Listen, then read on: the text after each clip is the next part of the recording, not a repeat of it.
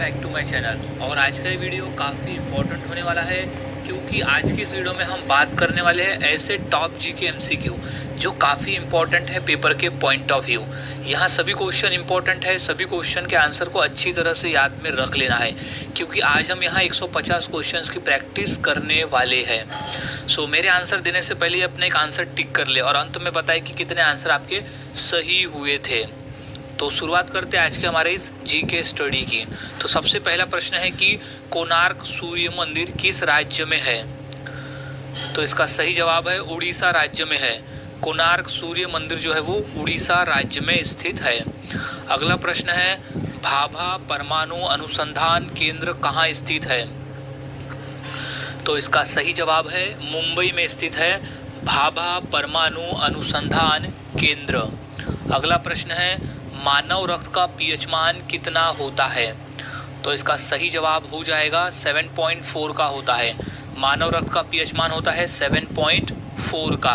अगर हम देखें पीएच स्केल तो 7 एक न्यूट्रल पॉइंट दिखाता है और 7 से जो नीचे है 6, 5, 4, 3, 2, 1, 0 ये है एसिडिक, और 8 यानी 7 के बाद 8, 9, 10, 11, 12, 13, 14 ये दिखाते हैं हमें बेस यानी अल्कलीन।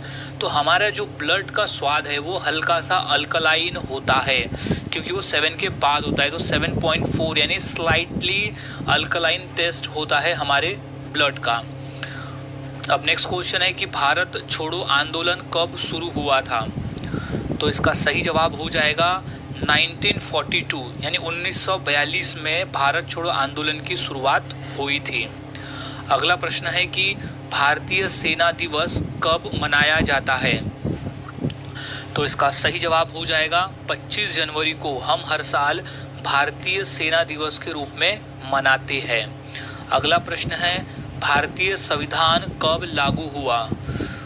तो इसका सही जवाब है 26 जनवरी 1950 को भारत का संविधान लागू हुआ था। इम्पोर्टेंट प्रश्न है, इसे अच्छी तरह से याद में रख लेना है, इसलिए हम 26 जनवरी को गणतंत्र दिवस के रूप में मनाते हैं। और हमारे संविधान के जो शिल्पकार है वो है डॉक्टर भीमराव अंबेडकर, और संविधान सभा के जो अध्यक्ष थे वो थे डॉक्टर राजेंद्र प्रसाद।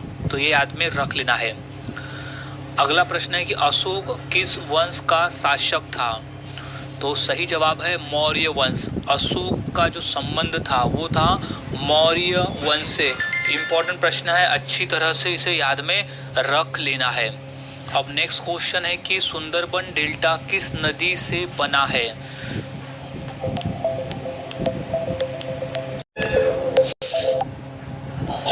तो इसका सही जवाब हो जाएगा गंगा और ब्रह्मपुत्र। सुंदरबन डेल्टा जो है वो गंगा और ब्रह्मपुत्र नदी से बना हुआ है।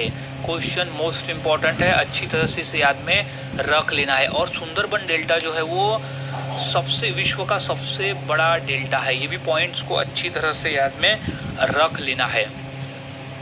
अब नेक्स्ट क्वेश्चन है कि मानव शरीर की सबसे छोटी हड्डी कौन सी है? तो इसका सही जवाब हो जाएगा स्टेप्स हड्डी। मानव शरीर की सबसे छोटी हड्डी होती है स्टेप्स हड्डी। मोस्ट इम्पॉर्टेंट प्रश्न है, इसे अच्छी तरह से याद में रख लेना है। तो स्टेप्स हड्डी हम देखें तो स्टेप्स हड्डी जो है वो ये वाली है, जो कान का डायग्राम है उसमें ये वाली जो हड्डी है वो स्टेप्स हड्डी है, जो सबसे छोटी हड्डी होती है मानव शरीर की। मोस्ट इम्पॉर्टेंट प्रश्न है, कभी कभी ये भी पूछा जाता है कि स्टेप्स हड्डी कहाँ पाई जाती है, तो वो कान में, और किस अंग में, तो वो कान में। सो अच्छी तरह से याद में रख लेना है कि स्टेप्स हड्डी हमारे कानों में होती है। अगला प्रश्न है कि बल्ब का फिलामेंट किस धातु का बना होता है? तो इसका सही जवाब हो जाएगा वो धातु है टंगस्टन धातु। बल्ब का जो फिलामेंट है वो टंगस्टन धातु का बना होता है। तो टंगस्टन जो धातु है वो है बल्ब में ये वाले धातु जो दो है वो टंगस्टन धातु के बने होते हैं। क्यों बने होते हैं? क्योंकि फिलामेंट में जो टंगस्टन धातु है उसकी जो मेल्टिंग पॉइंट है वो सबसे ज़्यादा होती है बाकी धातु की तुलना में। तो यही कारण है कि हम टंगस्टन धातु का प्रयोग करते हैं। अब अगला प्रश्न है कि यूएनओ का